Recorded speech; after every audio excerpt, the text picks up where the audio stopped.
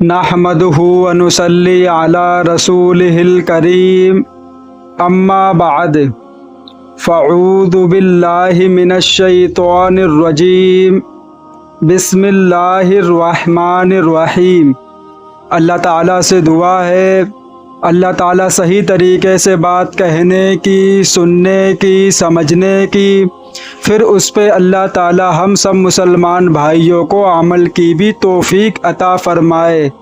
قربانی کے بہت اہم مسائل، مسلمان بھائیوں یہ جو مسائل ہیں بہت ضروری اور ان کا جاننا بہت اہم ہے۔ پوری ویڈیو قربانی کے مسائل کے اوپر ہے، آپ خود بھی دیکھیں اور جو حضرات قربانی کریں گے ان کو یہ ویڈیو ضرور بھیجیں۔ مسائل قربانی کی اہمیت و فضیلت۔ دین اسلام میں قربانی نہ صرف مشروع ہے بلکہ مطلوب و محمود ہے۔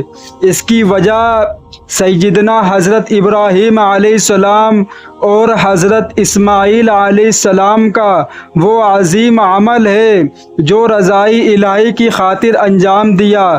اسلام نے واجب قرار دیا ہے کہ وسعت والے مسلمان خاص دنوں میں مطمئن جانوروں میں سے قربانی پیش کر کے اللہ تبارک و تعالیٰ کا قرب حاصل کریں۔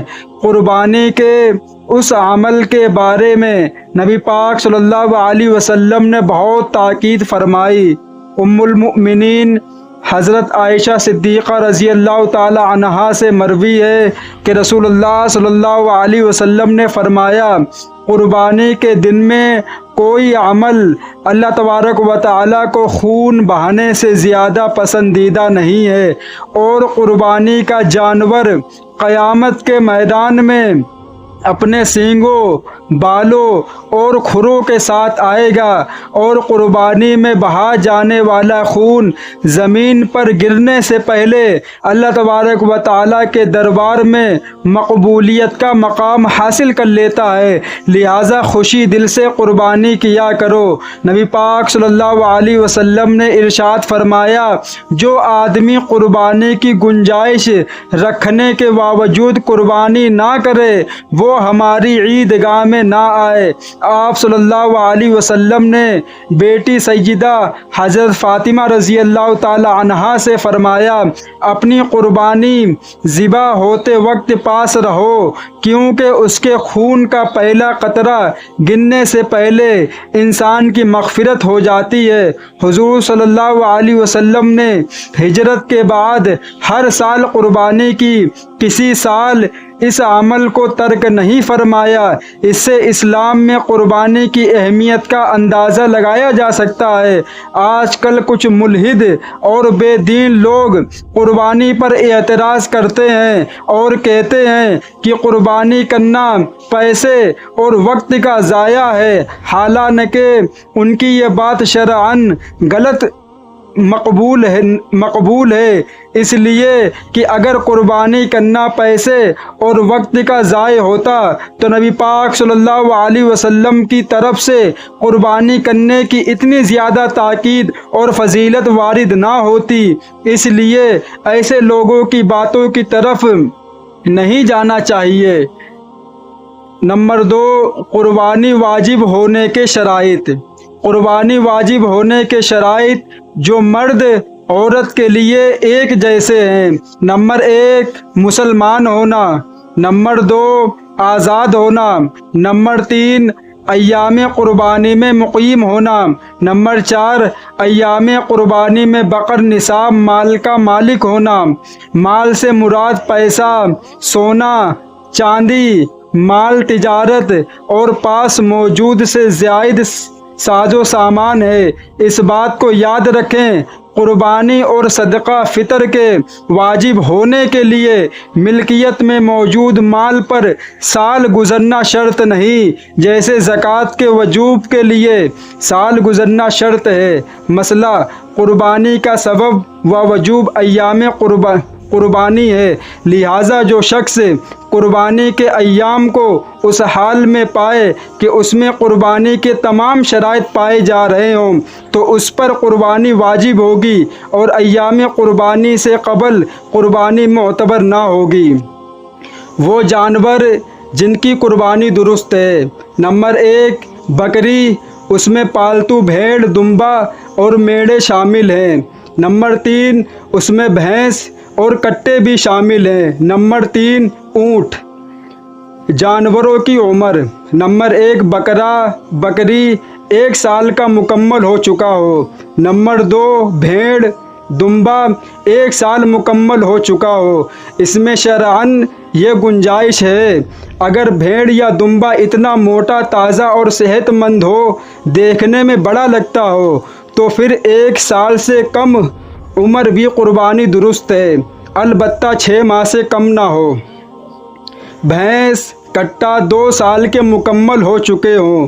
نمبر 4 اونٹ 5 سال کا مکمل ہو چکا ہو۔ مسئلہ: جن جانوروں کی قربانی جائز ہے ان میں مذکور اور موصوف کا حکم ایک ہی جیسا ہے۔ قربانی کے جانوروں میں شرع کا تعداد: اگر قربانی کا جانور چھوٹا ہے یعنی بکرا بکری بھیڑ دمبا تو وہ صرف 1 آدمی کی طرف سے کافی ہوگا۔ حضرت عبداللہ بن عمر رضی اللہ تعالیٰ عنہ فرماتے ہیں کہ بکری 1 آدمی طرف سے ہوتی ہے۔ اگر قربانی کا جانور اونٹ یا بھینس ہے تو اس میں 7 آدمی شریک ہو سکتے ہیں۔ حضرت جابر رضی اللہ تعالیٰ عنہ فرماتے ہیں کہ ہم نبی پاک صلی اللہ علیہ وسلم کے ساتھ حج کا احرام باندھ کر نکلے تو آپ صلی اللہ علیہ وسلم نے حکم دیا ہم اونٹ اور بھینس میں 7 آدمی شریک ہو جائیں۔ مسئلہ: عید الاضحیٰ کی قربانی میں اونٹ بھینس میں 7 آدمی شریک ہو سکتے ہیں، جبکہ چھوٹے جانور بکرا بھیڑ دمبا ایک ہی شخص کی طرف سے کافی ہوگا۔ قربانی کے تمام شرع بعقیدت اور نیت بھی درست ہونی چاہیے۔ وہ جانور جن کی قربانی درست نہیں: ایسا مجنون جانور جو مجمونی کی وجہ سے چارہ نہ کھاتا ہو، ایسا خارش زدہ جانور جو خارش کی وجہ سے بے حد کمزور ہو گیا ہو، ایسا جانور جو دیکھ نہ سکتا ہو، ایسا جانور جو بہت ہی لاغر ہو، ایسا جانور جو قربانی گاہ کی طرف خود چل کر نہ جا سکتا ہو، ایسا جانور جس کا 1/3 کان یا دم یا بینائی جا چکی ہو، 1/3 سے زیادہ حصہ جا چکا ہو، ایسا جانور جس کے پیدائشی کان نہ ہو، ایسا جانور جس کے سینگ ٹوٹنے کی وجہ سے اس کا اثر دماغ تک پہنچ گیا ہو، ایسا جانور جس کے تھنوں کا سکڑنا ہوا ہو، ایسا جانور جس کے تھن خشک ہو گئے ہوں، ایسا جانور جس کی ناک کٹی ہوئی ہو، ایسا جانور جو حنفی ہو۔ قربانی کے گوشت کے تقسیم اور کھال: قربانی کے گوشت میں بہتر ہے کہ 3 حصے کیے جائیں، 1 حصہ اپنے لیے، 1 حصہ اپنے رشتہ داروں اور 1 حصہ فقیر و مساکین کے لیے، لیکن اگر سارے کا سارا اپنے لیے رکھیں تب بھی جائز ہے۔ اگر قربانی کا ہر شریک اپنا حصہ مکمل وصول کرنا چاہتا ہے تو ایسی صورت میں قربانی کا گوشت اہتمام کے ساتھ تول کر تمام حصے داروں میں تقسیم کرنا لازم ہے۔ اگر کوئی شخص بڑے جانوروں میں قربانی کے حصوں کے ساتھ عقیدہ یا ولیمے کے نام کا حصہ ڈالنا چاہے تو جائز ہے۔ قربانی کا گوشت 3 دن سے زیادہ رکھ بھی سکتے ہیں۔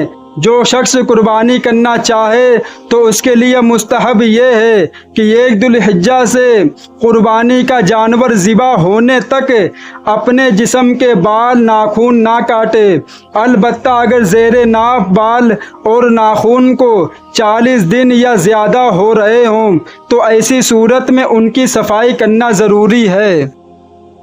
قربانی کی کھال کسی کو خیرات کے طور پر یا فروخت کر کے اس کی قیمت فقراء کو دے سکتے ہیں۔ البتہ اگر کسی دینی تعلیم کے مدرسہ اور جامعہ کو دے دیں تو سب سے بہتر ہے، کیونکہ علم دین کی حیا میں تعاون سب سے بہتر ہے۔ قربانی کی کھال کو اپنے مصروف میں بھی لایا جا سکتا ہے، مثلاً مچھلی بنائیں، یاری یا چلنی بنائیں تو درست ہے۔